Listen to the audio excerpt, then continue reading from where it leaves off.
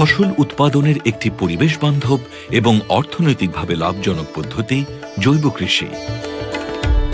দেশের জাতীয় চাহিদায় জৈব খাদ্য বা অর্গানিক ফুডের কদর ক্রমাগত বৃদ্ধি পাচ্ছে। জৈব সার প্রয়োগের মাধ্যমে কৃষক তার উৎপাদন খরচ 25 থেকে 30% কমিয়ে আনতে পারে।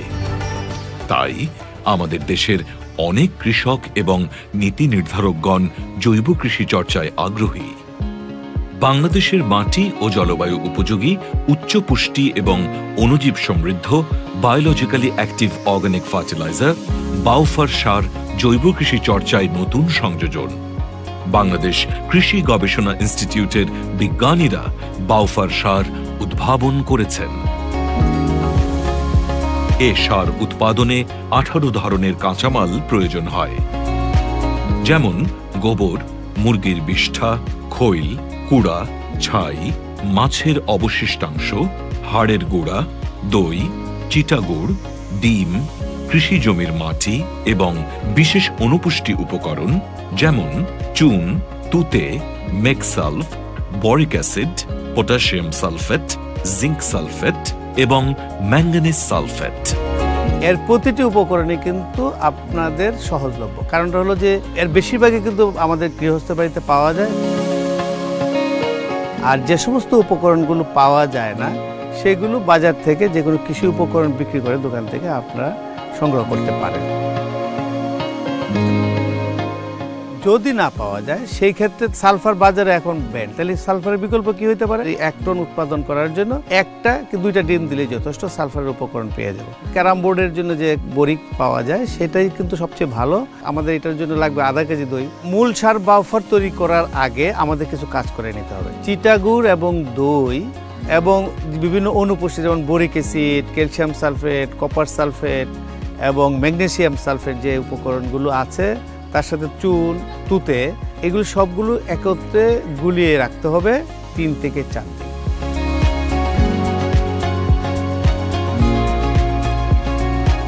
এবং পরবর্তী পর্যায়ে যখন আমরা মূল সারটা তৈরি করব, এই তরলটা আমরা ওই মূল সারের উপরে ছিটিয়ে দেব।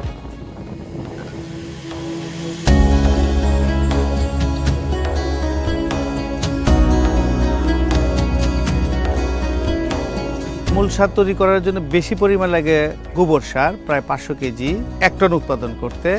কুড়া লাগে প্রায় 100 কেজি, মুরগির বিষ্ঠা লাগে প্রায় 300 কেজি, খৈল প্রায় 40 থেকে 50 কেজি, হাড়ের গুঁড়া 10 কেজি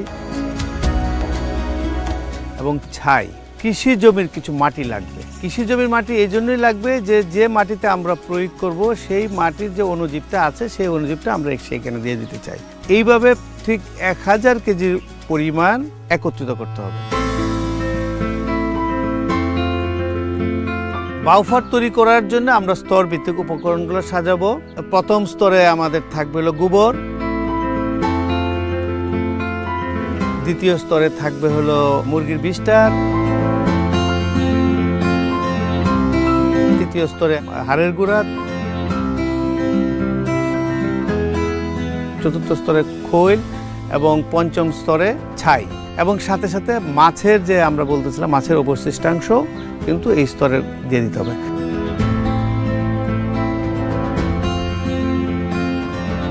এই স্তরটা কমপ্লিট হওয়ার পর কৃষি জমির যে মাটি নিয়ে এসে দিয়ে দিতে হবে। এই মাটিতে লক্ষ লক্ষ অণুজীব আছে, এই অণুজীবগুলা আমরা বাড়াবো। এখানে দেওয়ার উদ্দেশ্য হলো বাড়বে, এটার ভিতরে কিন্তু অণুজীব আছে, এটা ভেঙে দিয়ে দিব। 2-3 দিন আগে যে লিকুইডটা তৈরি করলাম প্রতি স্তরে আমাদের দিয়ে দিতে হবে। নাইট্রোজেন সার দিলে পরে গাছ সবুজ হয়ে যায় না, পুরাটাও কিন্তু এই কাজটাই করে। হ্যাঁ, এগুলো সব মাটি দেন আপনারা, ঘুরে ঘুরে মাটিগুলো দেন। প্রতিটি স্তরে সবসময় চেষ্টা করব সবুজ উপকরণ দেন, বিশেষ করে তুপা পানা। এখানে প্রচুর পরিমাণ নাইট্রোজেন আছে। সবজির যে অবশিষ্টাংশ সেটাও কিন্তু আমরা এখানে প্রয়োগ করে এই পুষ্টিমূল্য কিন্তু বাড়াতে পারি। এটা কি ছাই, ফসফেট সার দেন, এটা দিয়ে দেন। আরেকজন বালতি দিয়ে পানি দেন। বাকি যে গোবরটা আছে দিয়ে দেন।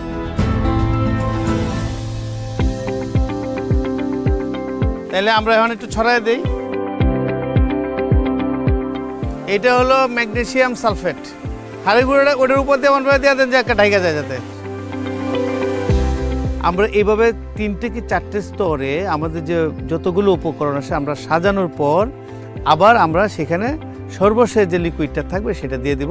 স্তরটা সম্পন্ন হওয়ার পর আমরা কুদাল দিয়ে অথবা বেলচা দিয়ে সেই যে উপকরণগুলোকে উলটপালট করে দেব। নর্মাল পানি একটু দিতে হবে, নর্মাল পানি।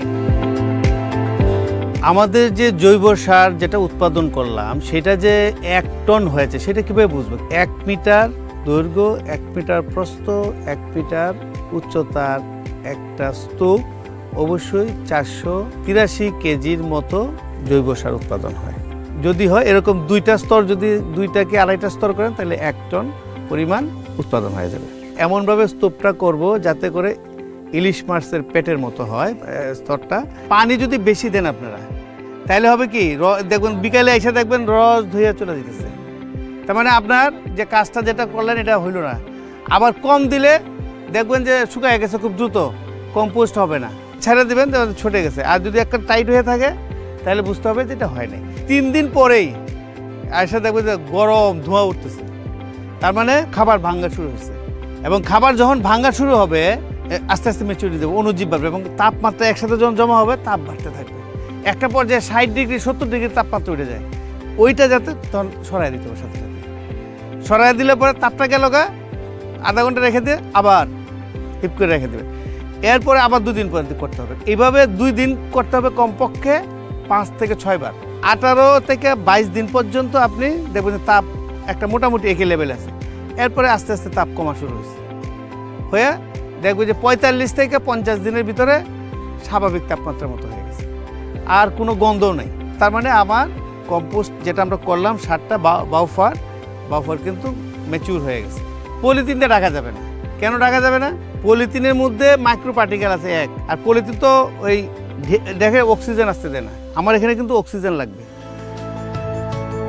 কোনো গৃহস্থে যদি 4টি গরু থাকে এবং কিছু যদি হাঁস মুরগি থাকে বাড়িতে, তার যে অবশিষ্টাংশ গোবর হয় কিংবা এই মুরগির বিষটা হয় সেগুলো থেকে জৈব সার উৎপাদন করি, তাহলে আমরা হিসাব করে দেখেছি 1 হেক্টর জমি চাষের জন্য কোনো ধরনের রাসায়নিক সার প্রয়োজন হবে না।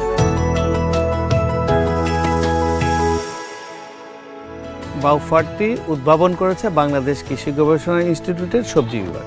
অ্যাকশন-এইড বাংলাদেশের সহযোগিতায় আমরা সাতক্ষীরা এই অঞ্চলে এসে এখানকার নারীদের মধ্যে আমরা সেটা গ্রুপ ভিত্তিক শিখিয়ে দিয়েছি, এতে করে যাতে পরবর্তী পর্যায়ে তারা এই তাদের যে কমিউনিটি আছে কমিউনিটিতে ছড়া দিতে পারে এবং আগামী দিনে এই অঞ্চলের খাদ্য এবং পুষ্টি নির্ভরতা সচল রাখতে পারে।